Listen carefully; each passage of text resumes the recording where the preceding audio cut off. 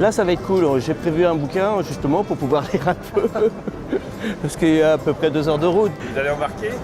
Oui, on espère qu'il y a de la place quand même.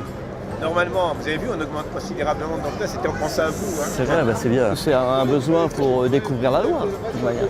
Parce que c'est vrai qu'il y a des paysages qui sont fantastiques, plein de pierres qui sont magiques, les villages sont vraiment superbes aussi. Hein. Et je pense que c'est encore à découvrir, hein, je pense, pour beaucoup de gens.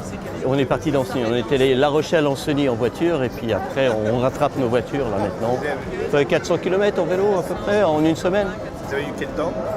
Nous, on a eu du bol, on a eu beau temps tout le temps.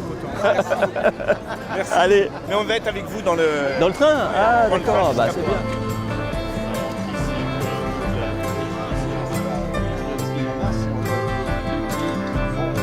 Le Lindre à vélo, le Cher à vélo, les châteaux à vélo, la Vélocénie qui coupe notre région, Saint-Jacques-de-Compostelle en vélo, le Loiret à vélo, tout à vélo.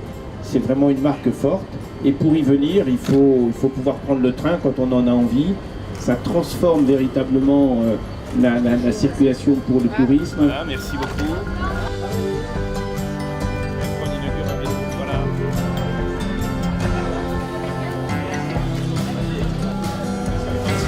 Merci. Je suis chargée d'embarquer et de débarquer les vélos des usagers SNCF. Pour sécuriser les vélos, déjà dans un premier temps, on demande aux usagers de ne pas me donner leur sacoche puisque ça pèse et ça peut faire vriller les roues. Et puis nous les mettons dans un emplacement prévu, donc les roues sont bloquées et le vélo ne bougera plus. Il y a un espace prévu entre chaque vélo pour qu'ils ne se touchent pas et qu'on puisse mettre les vélos dans leurs emplacements le plus aisément possible. C'est la ligne Orléans-Nantes en semaine et Orléans-Le Croisic le week-end et il y a en moyenne 3 allers-retours par jour. Parce que là, ça c'est une voiture que vous allez on remet complètement transformer au 1er septembre. Absolument, elle revient Fonctionner. strictement standard par rapport aux autres véhicules de même type, de même classe, sans aucune différence.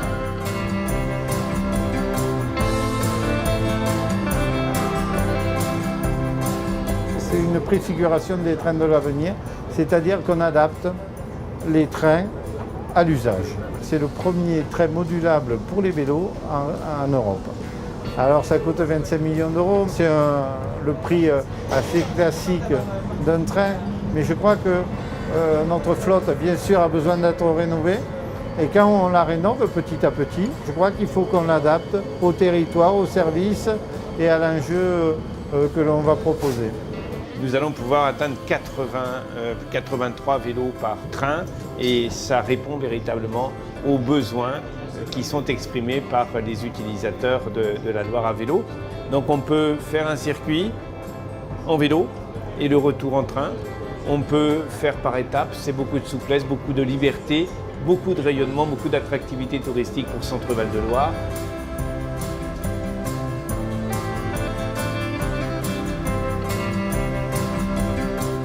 On a fait toute la Loire, Tours. Voilà, on a fait Amboise. Je le trouve très bien jusqu'à présent. Oui, non, mais ce qui manque, c'est les coupes de champagne, c'est tout.